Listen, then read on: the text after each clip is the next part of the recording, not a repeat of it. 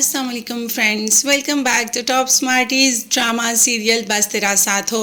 अब फहाम रिश्ता ले ही आया। घर में सबको लग रहा था, बल्कि मुरसलीन को लग रहा था कि फहाम कभी भी रिश्ता लेकर नहीं आएगा, मगर जैसे ही फहाम रिश्ता लाया आपको इसके बावजूद भी फहाम पसंद नहीं आया।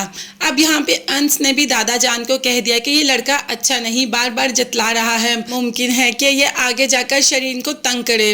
अब दादा जान ने मुरसलीन से कहा कि अनस की भी बात सुन लो कि वो क्या कहना चाहता है। अनस ने तो अपनी बात मुरसलीन के सामने रख दी। मुरसलीन को पहले ही ये रिश्ता कबूल नहीं, इसीलिए अनस की बात भी सुन लेता है, मगर शरीन को बहुत गुस्सा आता है और कह देती है कि अब आप मेरे रिश्ते के लिए अनस को पूछेंगे।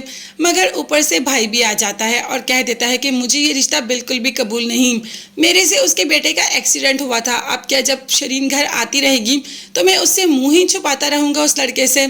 जबकि यहाँ पर माँ ने कहा कि तुमने ऐसा काम करना ही नहीं था। शरीन ने भी भाई को आड़े हाथों लिया और कहा कि तुमने क्यों उसका एक्सीडेंट करके उसको सड़क पर छोड़कर भाग आए थे।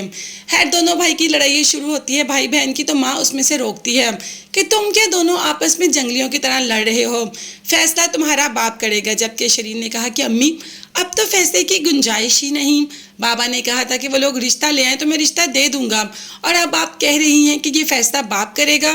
आप प्लीज़ बाबा को समझाएं, और संडे को आपने कहा है ना उनके घर जाने का, तो आप लोग संडे को उनके घर जाएं। अब देखते हैं कि वाकई ही ये रिश्ता होगा या शरीन को कभी पता चल पाएगा कि वो लड़का वाकई ही उसके लिए अच्छा नहीं। फहाम तो शरीन का बस यूज़ कर रहा है। अब अनस ने आंसा से कह दिया कि तुम्हें इन दोनों के मामले में पढ़ने की ज़रूरत नहीं, और वैसे भी आंसा को इन दोनों के मामले में पढ़ने की ज़रूरत नहीं है। जैसे ही आंसा जा रही होती है तो शाहिर सामने आ जाता है और अंसा को ही बातें सुनाने लग पड़ता है। जब अंसा ने शरीन के रिश्ते की बात की तो माँ ने कहा कि तुम्हें इस बारे में बोलने की ज़रूरत नहीं है, ये हमारा घर है, ये हमारा मामला है और हम खुद तय कर लेंगे। तो बस भाई ने भी जाने नहीं दिया अंसा को और कह दिया कि वो जैसी भी है तुम्हारी जैसी नहीं, तुम जैसे इस घर में आई हो। ये तो तुम्हारी वीडियो वायरल होगी कि अनस को तुम्हें कबूल करना पड़ा, नहीं तो तुम्हें तो अनस जैसा भी कबूल ना करता। खैर इतनी बातें सुनाई कि अंसा को गुस्सा आ जाता है और अंसा ने कह दिया कि उस आदमी का पता लगवा कर रहूंगी जिसने कि मेरी वीडियो को लीक किया।